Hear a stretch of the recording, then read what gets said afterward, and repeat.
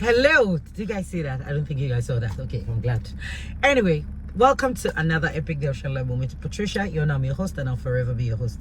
Now, guys, today, what are we going to be talking about again? And I told you guys already before that, in next few days, I'm just going to be popping up randomly. The topic comes, I'm just going to quickly talk about it. This topic, I almost forgot about it today, but then I said, okay, I was going to do it after work. So let me just quickly get it done and dusted already.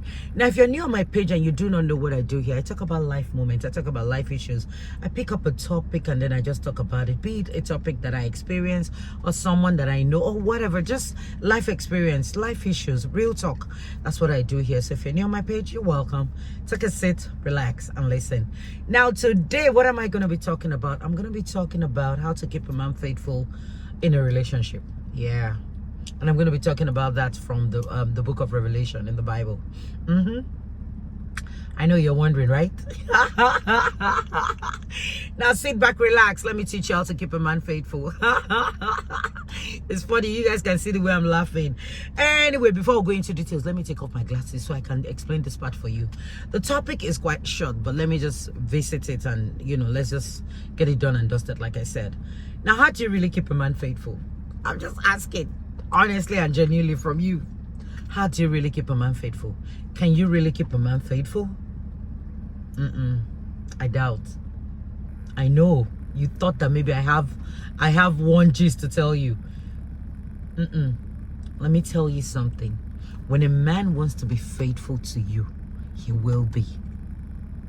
When a man tells himself, this is the girl I love and I want to be faithful to her, he will be. And I've told you guys before, no one has the monopoly of a relationship. The dynamics, how it's going to end, what is going to happen, how you're going to... Nah, nobody has it.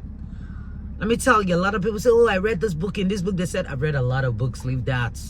Nobody has the monopoly on how to keep a man faithful. I'm not saying those books are not good. I'm not saying they're not helpful.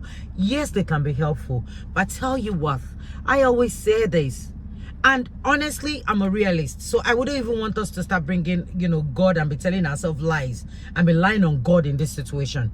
And that's the truth. I'm not saying that God cannot change anyone. Come on now. You all know I love God so much. I know my papa. I know what he's capable of doing.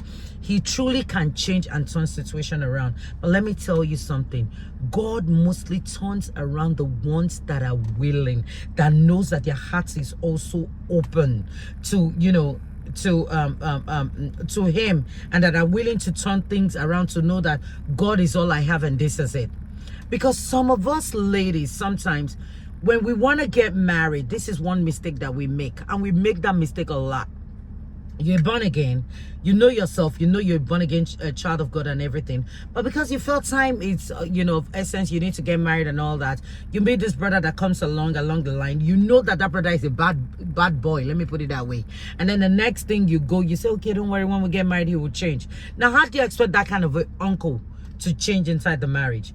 Now, it's not for today's topic. I'm just trying to say that we all do not have the monopoly of a man being faithful. So if anybody tells you that, oh, if you do this, he's going to be faithful. If you give him this, he's going to be faithful. If you feed him well, you do this well, you do that well, you do that. The thing is that it all starts from the foundation, the kind of man you decided to date, let alone going into marriage. It all starts from that foundation. How did you meet him? In what situationship? Who is he? I know that along the line, some men, just like somebody once told me, one of my mentors once told me something. He said that oftentimes a man is coming to marry a girl hoping that she will not change when they get married. Why the woman gets married to a guy hoping that he will change when they get married. Change in fact of, oh, when we get married, he will get better. Why the man feels that, oh, she was such a good girl, she will never ever change when I get married. And it's one mistake that we all make. You know that, right? So now, you now thinking that whatever you have to do, go extra mile to keep a man faithful to you. That's a lie. No.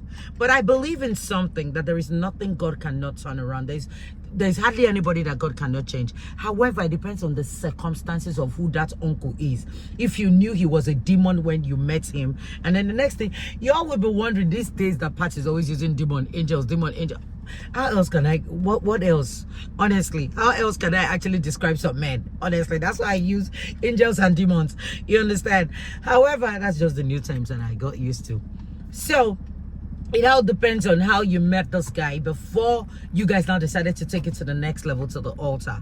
If you had met him as, okay, you all fellowship together, you do all that together, then I'll say it's a lot easier, because you know that by the time you go on your knees and talk to God about it, God already knows where he's going to arrest him. But someone that you don't know his history, you don't know where he's coming from and all that, you don't know how he behaves, you just saw that, okay, he cool, he got money, he's okay, he's got everything to take care of me, and then the next thing you get married to him, and then the next thing is out there with different, honestly, it's not easy. And that's why I said none of us have the monopoly on how to actually keep our man from not cheating, or from being unfaithful, or being, from being, how to keep our man from being unfaithful to us. None of us has that monopoly. Trust me. The only person that has that monopoly is that man up there. You understand? And it all depends on the second. It all starts with the foundation of how both of you met, who the guy truly is when you guys met, and all that. So it's a lot easier when you now go and pray and talk to God and say, Daddy, this is what Mr. John Doe is doing. You understand? I need you to like visit the situation.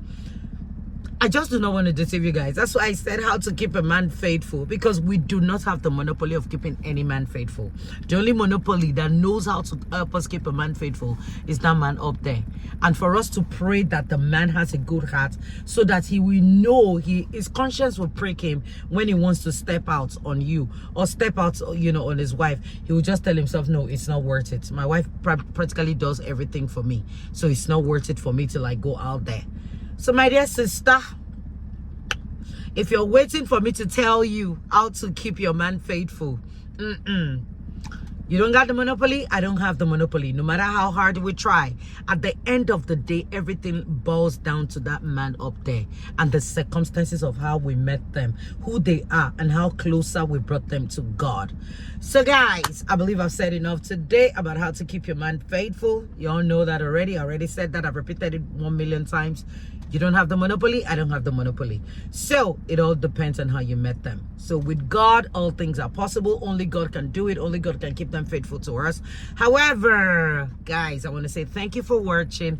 Until next time, I'm going to have more juicy topic for you. But I remain your girl, Patricia. Bye.